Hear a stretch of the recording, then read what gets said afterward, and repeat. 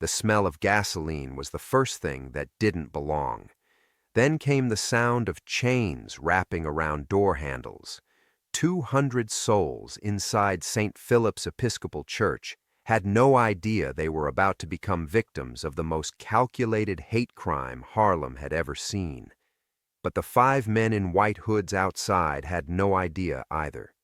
They didn't know that sitting in pew number 7, praying for his dead mother's soul, was the one man in New York City who could turn their lynching into their funeral.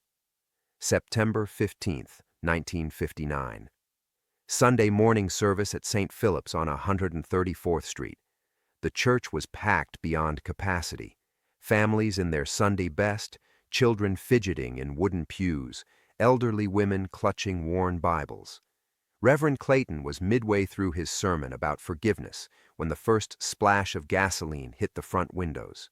Bumpy Johnson rarely attended church, maybe twice a year, always on the anniversary of his mother's death.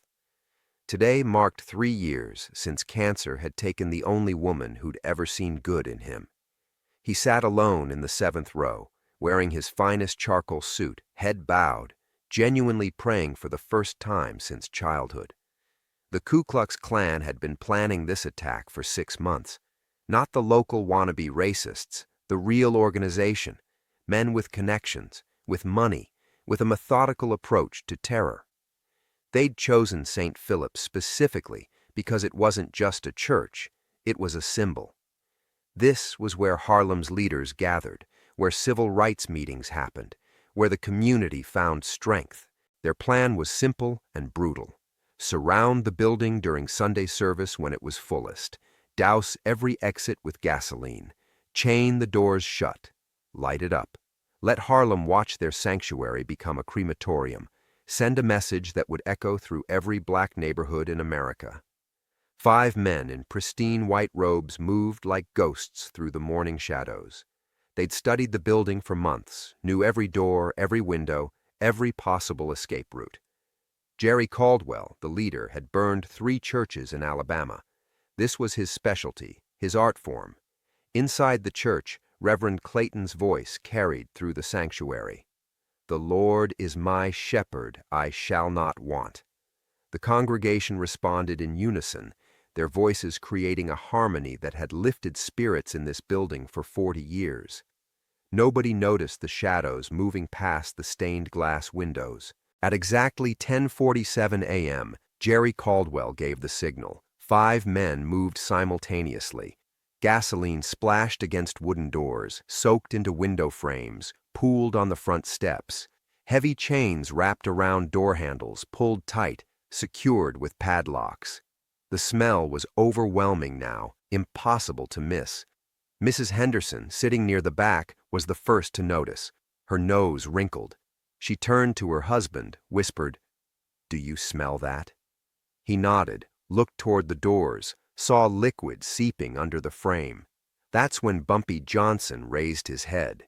He'd been deep in prayer, lost in memories of his mother's voice, when the chemical smell cut through everything else. Bumpy had survived too many attempts on his life not to recognize the setup immediately. Gasoline, multiple exit points. Sunday morning when the church was packed, this wasn't random vandalism, this was execution. Bumpy stood slowly, his movements calm but purposeful. He scanned the church, counting exits, calculating angles, front door, side door, back vestry door. All would be covered. The windows were too high, too narrow. Whoever planned this knew the building well. Outside, Jerry Caldwell pulled out a silver lighter. His 4 companions stood at their positions, gasoline cans empty, chains secure. 200 black souls trapped inside, about to learn what happened when they got too comfortable, too confident, too uppity. Caldwell flicked the lighter. The flame danced in his hand, bright and eager. Inside, panic was starting to spread. The gasoline smell was undeniable now. Children began to cry. Women clutched their husbands' arms. Men moved toward the doors, found them immovable. The chains rattled, but held firm. "Everyone remain calm," Reverend Clayton called out, but his voice betrayed his fear. He could see the liquid under the doors, could smell death approaching. Bumpy Johnson didn't run toward the doors like the others. He moved against the crowd, toward the altar, toward the back of the church, because Bumpy knew something the KKK didn't know, something nobody in that church knew except him. 3 years ago, when his mother was dying, Bumpy had donated money to renovate St. Philip's basement. Not out of charity, out of necessity.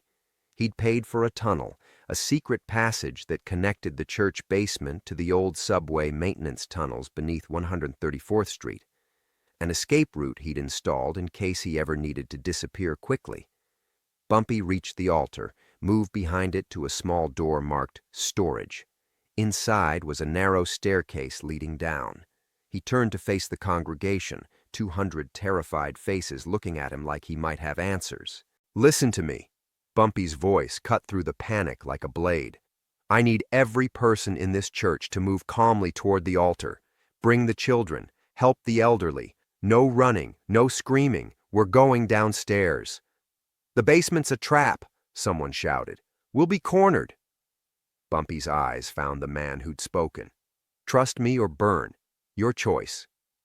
There was something in Bumpy's tone, something absolutely certain, that made people move.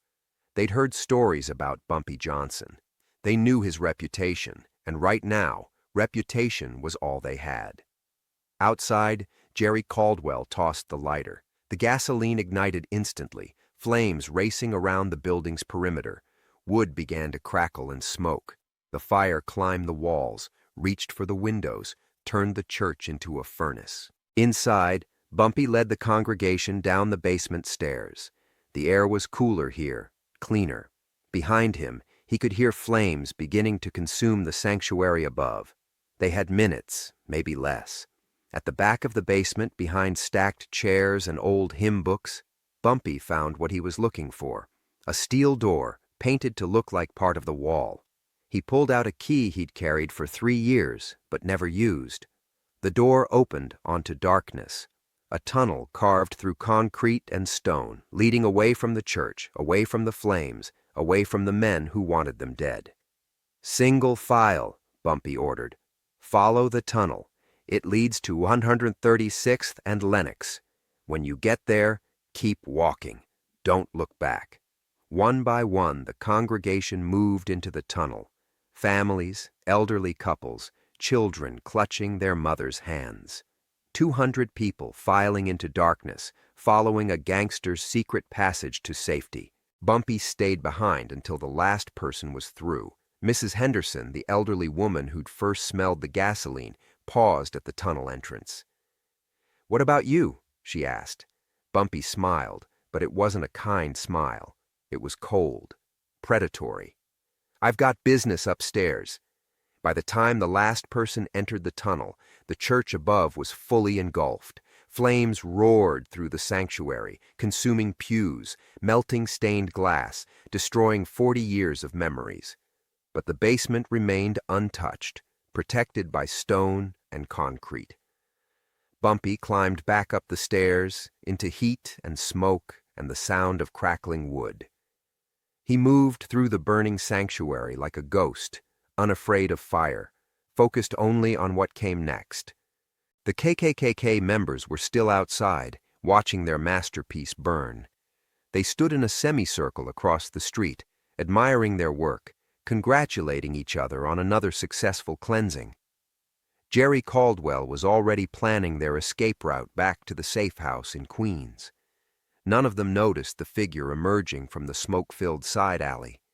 None of them saw Bumpy Johnson step into the morning light, his suit singed but his eyes burning brighter than any fire.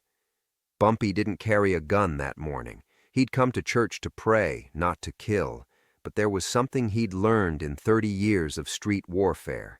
Sometimes the most dangerous weapon was the enemy's overconfidence. He walked across the street, directly toward the 5 men in white robes. Casual, unhurried, like he was approaching old friends. Jerry Caldwell saw him first. For a moment, confusion flickered across his face. Shouldn't this man be dead? Shouldn't he be screaming inside a burning church? "You boys seem to have made a mistake," Bumpy said quietly. The 5 men turned, hands moving toward weapons, but Bumpy kept walking, kept talking, his voice calm as Sunday morning. See, you burned down the wrong building. You killed the wrong people. And now you've got the wrong man's attention. Caldwell's hand found his pistol. You should be dead. A lot of people thought that, Bumpy replied. They're the ones who ended up dead. What happened next lasted maybe 30 seconds. The KKK members were armed, trained, experienced in violence. But they'd spent their careers terrorizing families, burning empty buildings, lynching defenseless victims. They'd never faced a predator. Bumpy moved like lightning, not wild, not desperate, but calculated. Every motion deliberate, efficient, lethal. He didn't need a gun. He had hands that had killed in Korean war trenches, reflexes honed in Harlem's deadliest streets, and rage that had been building for 3 hours. When the fire department arrived 10 minutes later, they found 5 men in white robes unconscious in the street. Beaten, broken, but alive. Barely. They also found something else. Pinned to Jerry Caldwell's chest was a handwritten note. Next time you want to burn something, try hell. Signed, Harlem. The church was completely destroyed. 40 years of history reduced to ash and charred timber, but every single member of the congregation had escaped. 200 people who should have died walked away without a scratch. The story spread through Harlem like wildfire. Not just that Bumpy had saved the church, but how he'd done it. The secret tunnel, the calm leadership, the way he'd stayed behind to face the killers alone. But here's what the newspapers never reported. 3 days later, Jerry Caldwell and his 4 companions were found dead in their Queens safe house. Not shot, not stabbed. They'd been beaten to death with their own ceremonial clubs, and carved into the wall above their bodies was a simple message. Sunday was church. This is justice. The KKK never attempted another attack in New York City. Word spread through their organization like poison. Harlem was off limits. Bumpy Johnson had drawn a line in blood, and crossing it meant death. The congregation of St. Philip's rebuilt their church within 6 months.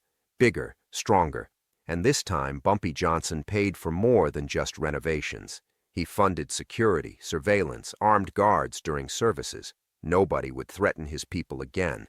But the tunnel remained, sealed off, forgotten, a reminder that sometimes salvation comes from the most unexpected places. Sometimes the devil you know protects you from the devils you don't. Years later, when civil rights workers came to Harlem, when protesters faced police dogs and fire hoses, they knew they had a guardian angel.